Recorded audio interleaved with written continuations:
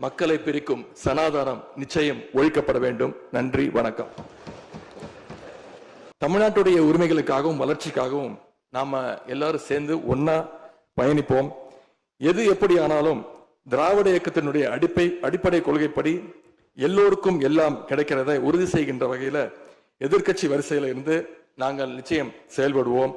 நடந்து முடிந்த தேர்தலில் ஆட்சி அமைப்பதற்கான பெரும்பான்மையை ஆளுங்கட்சிக்கு மக்கள் வழங்காமல் போனாலும் திராவிட முன்னேற்ற கழகத்துடைய தலைமையில் தேர்தலை சந்திச்சு வென்ற தோழமை இயக்க சட்டமன்ற உறுப்பினருடைய ஆதரவோடு ஆட்சி அமைத்திருக்கக்கூடிய புதிய அரசிற்கும் மாண்பு முதலமைச்சர் அவர்களுக்கும் என்னுடைய வாழ்த்துக்களை நான் மீண்டும் தெரிவித்துக் கொள்கின்றேன்.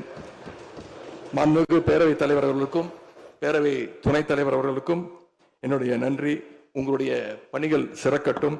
மீண்டும் என்னுடைய வாழ்த்துக்களை தெரிவித்துக் கொள்கிறேன். நன்றி, வணக்கம். வெல்க தமிழ், வாழ்க தமிழ்நாடு. மக்களை பிரிக்கும் சனாதானம் நிச்சயம் ஒழிக்கப்பட வேண்டும். நன்றி, வணக்கம்.